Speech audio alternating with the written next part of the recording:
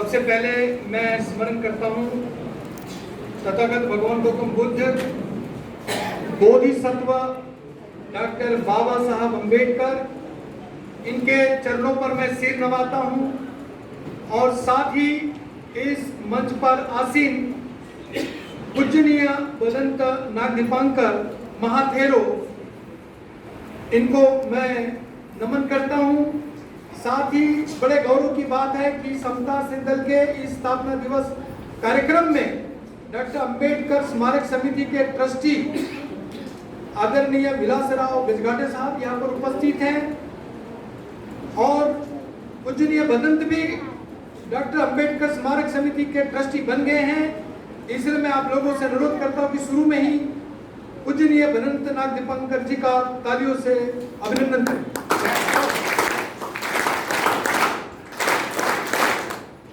साथ ही समता सिंधल के GOC doctor Pradeep Dongre साहब यहाँ पर उपस्थित हैं।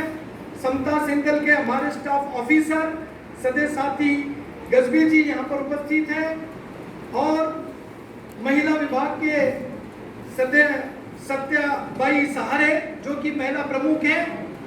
साथ ही सदस्य वासंती सरदार डिप्टी महिला प्रमुख यहाँ पर उपस्थित हैं। विदर्भ के जीओसी सदस्य साथी राजकुमार बंजारी जी यहाँ पर उपस्थित हैं और केंद्र के जो ट्रेनिंग चीफ है हमारे सदस्य साथी संगप्रिय नाग जी यहाँ पर उपस्थित हैं और विभिन्न जिलों के सदस्य साथी प्रमोद खानेकर जी नागपुर जिला के जीओसी हैं। अकोला के सदस्य साथी संजय पड़सपकार जी यहाँ पर उपस्थित है। छिंदवाड़ा से जीओसी जो है सदस्य साथी सहारे जी यहाँ उपस्थित है और साथ ही बुल्ढाना से सदस्य साथी खरे जी यहाँ पर उपस्थित है।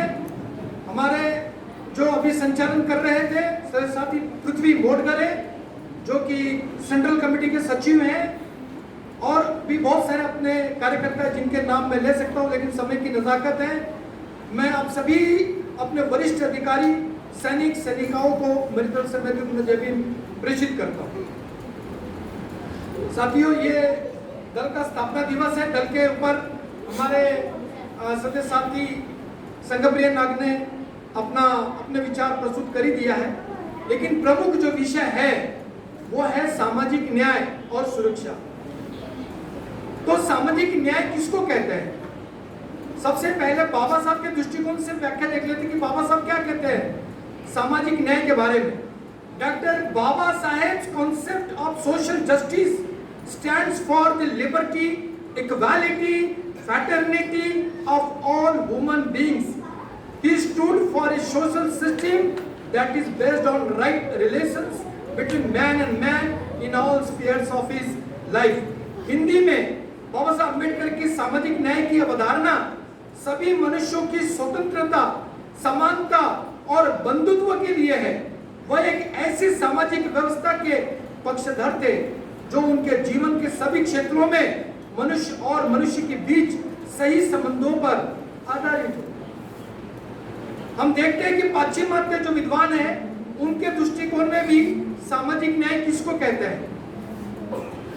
अर्नेस्ट चे ग्वेरा ने कहा है, अगर आप अन्याय पर आक्रोश से कांपते हैं, अगर आप अन्याय पर कांपते हैं, अन्याय का विरोध करते हैं, तो आप मेरे साथी हैं। ऐसे अर्नेस्टो चे ग्वेरा ने कहा है। डोरोथी डे ने क्या कहा है? हमारी समस्याएं इस गंदी सड़ी गली व्यवस्था को स्वीकार करने के कारण पैदा होती है। या जो अन्याय हो रहा है, सामाजिक न्याय को जानने के पहले मैं आपका ध्यान इस ओर आकर्षित करना चाहूंगा कि भारत के अंदर किस प्रकार की सामाजिक अन्याय की व्यवस्था है।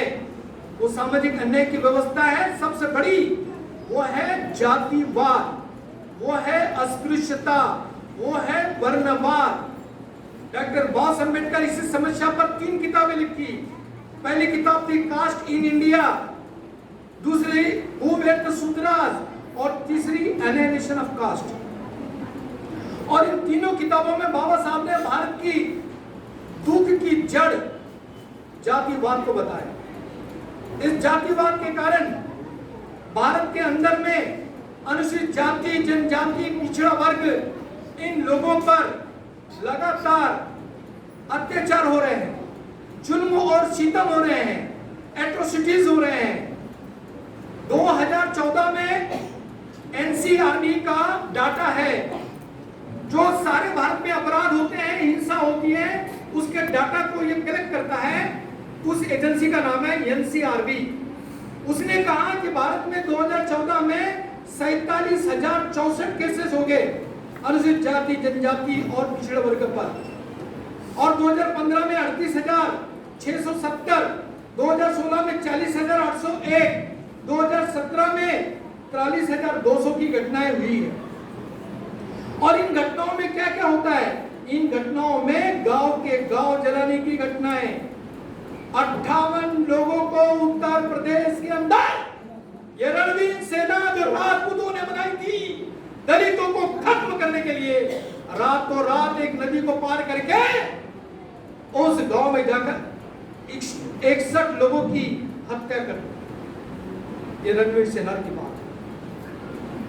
और ऊना में, गुजरात के अंदर में 4 नौजवान लोगों के कपड़े उतारकर उनको बेदम उनका जो है उनको मारा, पीटा और बेहाल कर दिया। वह घटना भी पूरे न केवल भारत में बल्कि अंतरराष्ट्रीय स्तर पर भी उसका निनाद हुआ था, उसका विरोध हुआ था।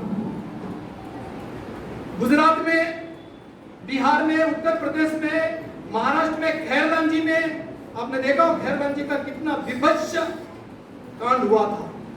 और उसमें जितने भी लोग थे उनको फांसी देने के बजाय उनको आजीवन कारावास, और इतने दिनों के बाद उसका रिजल्ट आया।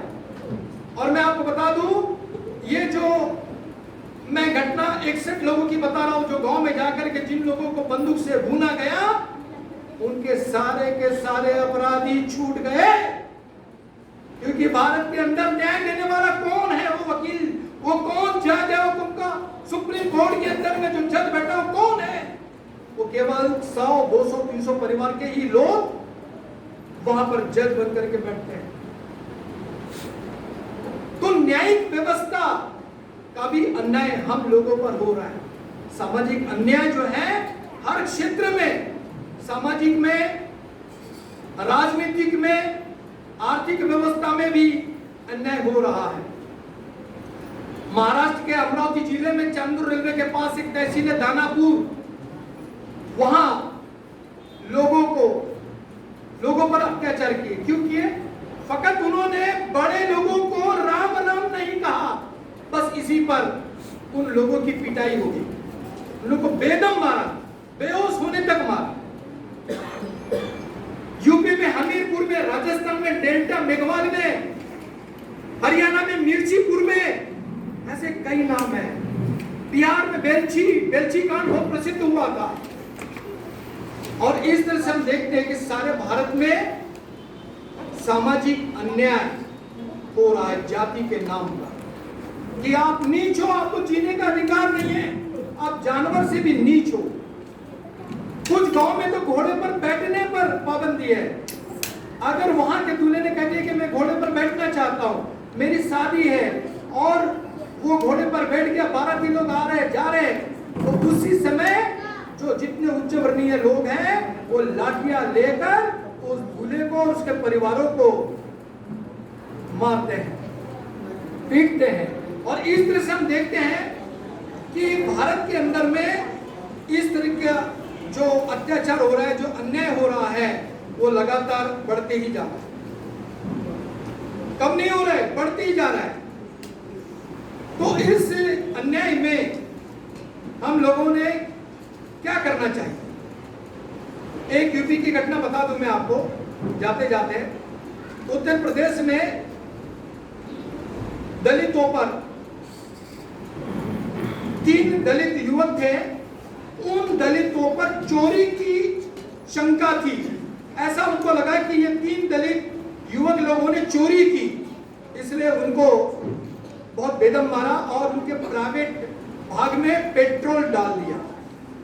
इसकी गूंज यूट्यूब के माध्यम से और सोशल मीडिया के माध्यम से न केवल भारत में बल्कि विदेश में भी इसकी काफी चर्चा हुई, काफी विरोध हुआ और इस घटना की काफी निंदा भी हुई।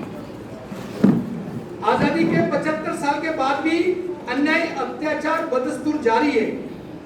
संवैधानिक गणतंत्र को अपनाया गया, लेकिन क्या गणतंत्र में गण अर्थात लोगों की बात सुनी जाती है?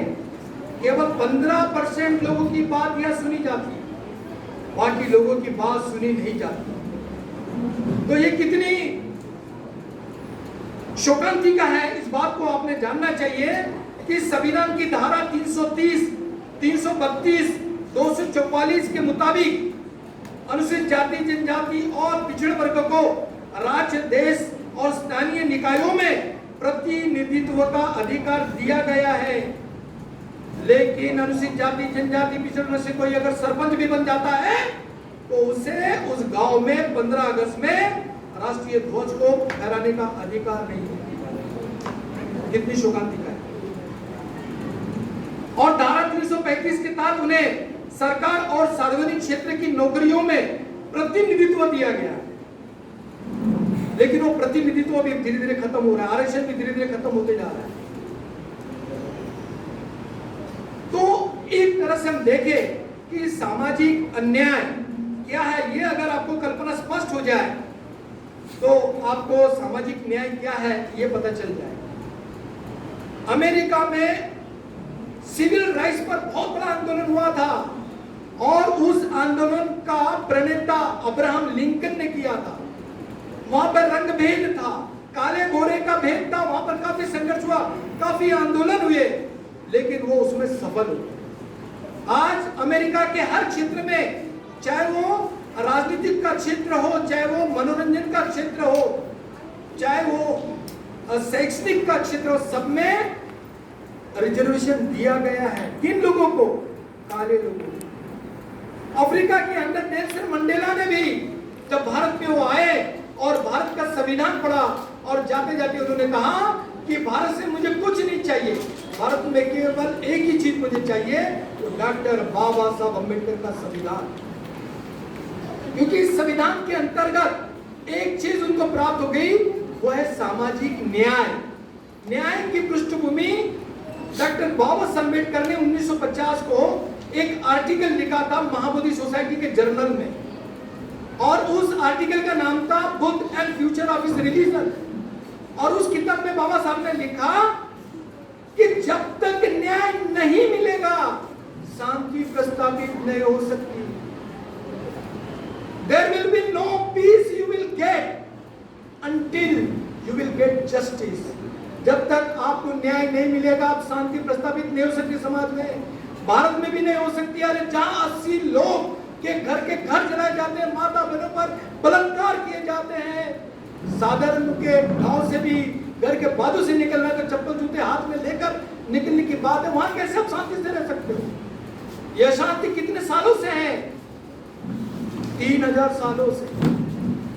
आपने देखा सूर्य ग्रहण लगता है तो सूर्य ग्रहण टल जाता है, चंद्र ग्रहण आता है, चंद्र ग्रहण भी निकल जाता है, लेकिन ये जातिवाद का ग्रहण, अस्पृश्यता का ग्रहण, वर्णवाद का ग्रहण, नीच उच्च नीचता का, भेदभाव का ये जो ग्रहण है, ये 3000 साल के बाद भी नहीं मिटा। इसको मिटाने का क्या उपाय है? उपाय डॉक्टर बाबा साहब अम्बेडकर ने ही बताया है। अपने जीवन के अंतिम क्षणों में उन्होंने कहा कि मैंने बहुत तेरी कोशिश की कि हिंदू व्यवस्था में कुछ सुधार हो सके, लेकिन मैं समझ गया कि यहाँ पर कोई सुधार हो नहीं सकता, इसलिए मुझे जीवन के अंतिम क्षण में धर्मांतर करना है। एवं परिषद में 1935 में डॉक्टर बाबा साहब अम्बेडकर ने घोषणा कर दी और 26 साल के अध्ययन के बाद उन्होंने इसी भूमि पर, नागपुर के पवित्र दीक्षा भूमि पर बौद्ध धर्म ग्रहण किया 14 अक्टूबर 1956 को, और लाखों लोगों ने लिया। ऐसा धर्मांतर आज तक किसी ने देखा नहीं। यही एक सुझाव बाबा साहब ने दिया कि अगर आप अन्याय से बचना चाहते हो तो आपने धर्मांतर करना चाहिए। दूसरा उपाय बाबा साहब ने दिया, जिस गांव में आप पर अत्याचार होता है वहां पर 2-4 घर ही है। खैर राज्य में 2-4 घर ही थे, बाबा साहब के सुझाव पर अमल करते तो अत्याचार होता ही नहीं था। बाबा साहब ने क्या सुझाव दिया? गांव से निकलो, बाहर निकलो, शहर में आओ। अगर वो शहर में आते थे, नागपुर में, दिल्ली में, बॉम्बे में, मद्रास में, ऐसी घटना नहीं होती थी। लेकिन बाबा साहब के सुझाव पर बहुत कम लोग अमल कर रहे हैं। आज भी मैं इस माध्यम से समता सैनिदल के इस मंच से अपील करता हूं कि समता सैनिदल के जितने भी लोग हैं और वो अच्छी तरह से देख रहे कि कहीं पर बहुत जातिवाद है किसी गांव में और अपने घर के लोग बहुत कम है संख्या में, 3-4 घर के लोग हैं, उनको सुझाव दे कि सब बेच बाच करके शहर में आ जाए, ज्यादा अच्छा होगा। तीसरा सुझाव बाबा साहब ने दिया वो था इंटरकास्ट मैरिज का, लेकिन वो भी अभी बहुत कम हो गया। बल्कि मैं तो ये कह रहा हूं कि इंटरकास्ट मैरिज कम हो रहे हैं, लेकिन कास्ट के आधार पर 2 लाख से ज्यादा शादियां भारत में होती है। और उस जातिवादी मानसिकता उनकी लग्न पत्रिका में आप देख सकते हैं। महेश्वरी की ही जाति में शादी करेगा, अग्रवाल की शादी में और उसके इसमें वो शादी करेगा। इससे ये जाति व्यवस्था मजबूत होते जाता है। और इसलिए इस जाति को, इस वर्णवाद को, इस व्यवस्था को खत्म करना है तो सबसे अच्छा उपाय है धर्मांतर। और शायद आपको पता ना हो, ये पाकिस्तान आज जो बना है ना, वो धर्मांतर के कारण बना है। वहां से कोई तुर्कस्तान से कोई आदमी नहीं आया। यही SC ST OBC के सारे लोग अन्य अत्याचार को सहन नहीं कर पाए, उन्होंने मुसलमान धर्म अपना लिया साथी। और इसलिए आज सारा पाकिस्तान जो है ना, वो उनके दिलों में बाबा साहब के प्रति प्रेम धड़कता है, श्रद्धा धड़कती है। वहां भी बाबा साहब की जयंती मनाई जाती है। आपको याद हो ना हो, महाड़ के धर्म संघर्ष में बाबा साहब को जमीन नहीं दे रहे थे ये जातिवादी लोग। एक मुसलमान आगे आया, बाबा साहब को बोला चिंता मत करो बाबा साहब, भाई ना। उन्होंने अपना पूरा आंगन, अपना पूरा खेत, अपना पूरा क्षेत्र दे दिया। और बाबा साहब भंडारा से हार गए थे, अपने लोग एक मिस्टर बोर करके बाबा साहब के खिलाफ खड़ा हो गया चुनाव में, बाबा साहब को हरा दिया। लेकिन जोगेंद्र नाथ मंडल ने बाबा साहब को कहा चिंता मत करो बाबा साहब, मैं आपको जीता के ले आता हूं। और पश्चिम बंगाल में जाकर के बाबा साहब को उन्होंने चुनाव में खड़ा किया। और 90% जनसंख्या वोट किसके थे? मुस्लिम लोगों के थे। मुस्लिम लोगों ने बाबा साहब को वहां चुनाव जीता करता है। इसलिए जितने भी लोग आज पाकिस्तान देख रहे हैं ना, ये अपने भाई बंधु है, ये अपने भाई है, अपने बंधु है। अभी यूनिवर्सिटी से, विदेश की यूनिवर्सिटी से एक टीम आई थी और उन्होंने भारत के हर जाति का खून का टेस्ट किया। और टेस्ट का नाम था DNA टेस्ट। उन्होंने ये टेस्ट किया कि अनुसूचित जाति, जनजाति, पिछड़ा वर्ग और मुस्लिम लोगों का खून एक है, एक ही DNA है, ये अपनी भाव बंधु। और इसलिए मैं ये कहना चाहता हूं कि एक ही उपाय है इस अन्याय से। अगर हमें हटना है तो बौद्ध धर्म ग्रहण करना चाहिए। ये बात मैं कह रहा हूं, ऐसा नहीं है। आहत साड़ून के जो OBC में आते हैं, अन्य पिछड़ा वर्ग में, महाराष्ट्र के बड़े विद्वान हैं, लेखक हैं, उन्होंने भी ये कहा मंचों से, कई मंचों से कहा कि मैं ठीक समझ गया बाबा साहब का दृष्टिकोण, मैं अपने OBC के बंधु के साथ में लाखों लोगों की संख्या में धर्मांतर करूं। छत्तीसगढ़ के जो मुख्यमंत्री है उनका नाम है बघेल, उनके पिताजी का नाम है नंद कुमार बघेल। उन्होंने एक किताब लिखी, रावण को मत मारो, उस किताब पर बयान आ गया था।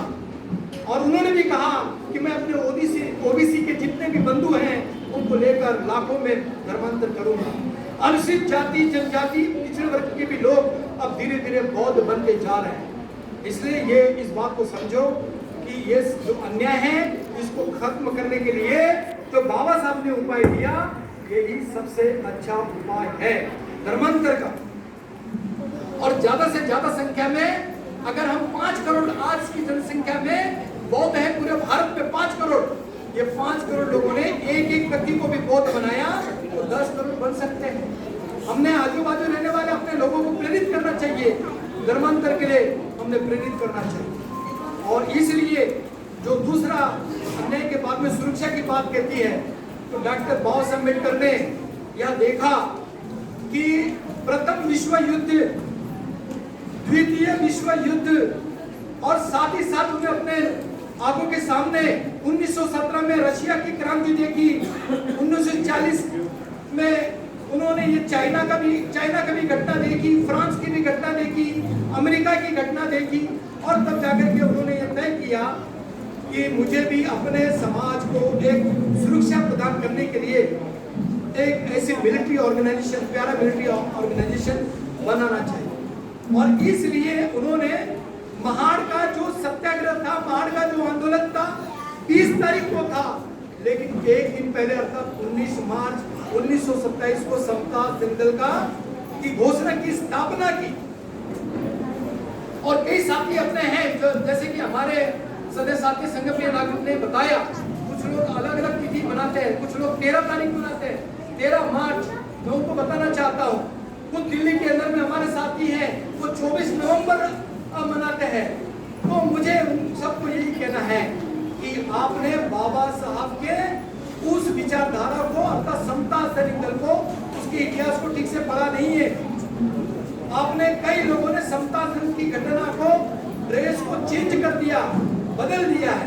वो बाबा साहब के कैसे अनुयायी हो सकते, सच्चे अनुयायी कैसे हो सकते? और इसलिए बाबा साहब ने देखा कि सारे भारत में हमारे लोगों पर, अनुसूचित जाति जनजाति पिछड़े वर्ग पर जो अन्याय अत्याचार हो रहा है, उसको रोकने के लिए ऐसी कौन सी व्यवस्था हो सकती है? तो वो व्यवस्था समता सैनिक दल हो सकता है। ऐसा बाबा साहब ने सोचा उस समय, क्योंकि उनके जो पिताजी थे रामजी सकपाल और रामजी सकपाल के पिताजी मालोजी सकपाल, ये दोनों भी सूबेदार के पद पर थे मिलिट्री में।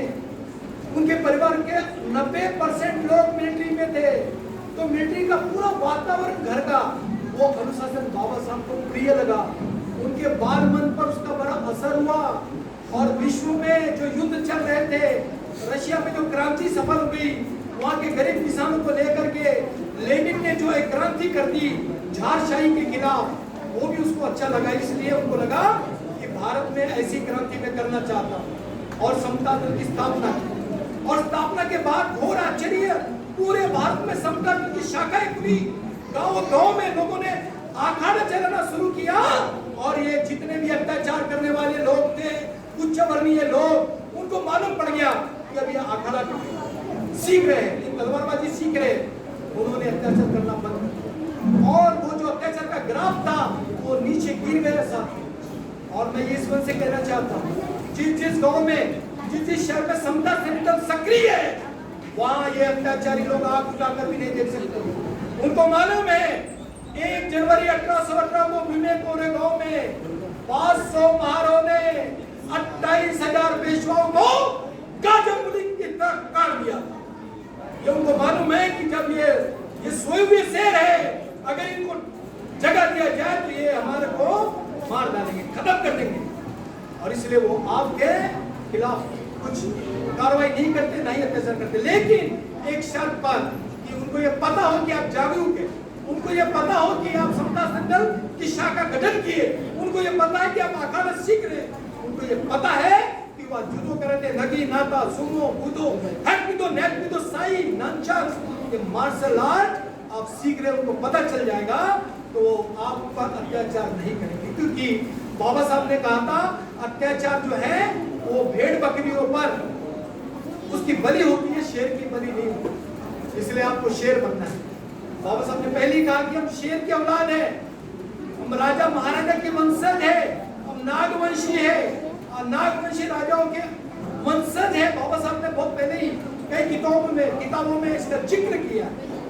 और इसलिए हम लोगों ने अपने मन में न्यूनगंड, अपने मन में किसी तरह की कमजोरी, क्लेश नहीं आना चाहिए, आत्मग्लानि नहीं होना चाहिए कि नहीं मैं तो अनुसूचित जाति का हूँ, मैं गरीब हूँ, बेसहाय हूँ, ऐसे विचार नहीं आना चाहिए। तो निश्चित तौर पर सामाजिक सुरक्षा जो है वो बाबा साहब ने समता सेनेदल के माध्यम से देने की कोशिश की है। और वो समता सेनेदल एक उसका आसरा हो सकता है, एक उसका सहारा हो सकता है, एक रास्ता हो सकता है। और समता सेनेदल करता क्या है? समता सेनेदल ट्रेनिंग दे करके आपको मजबूत करता है, शारीरिक तौर पर, बौद्धिक तौर पर और मानसिक तौर पर आपको तैयार करता है। तो निश्चित तौर पर एक बलिष्ठ संगठन के साथ जुड़ करके हम अपनी सामाजिक न्याय को खत्म करके सामाजिक सुरक्षा प्राप्त करें और साथ ही साथ सामाजिक सुरक्षा के माध्यम से अपने तमाम युवा लोगों को जोड़ने की कोशिश करें। बाबा साहब के इसी आवाज को बुलंद करते हुए मैं आपसे रजा लेता हूँ। जय भीम, जय बुद्ध, जय भारत।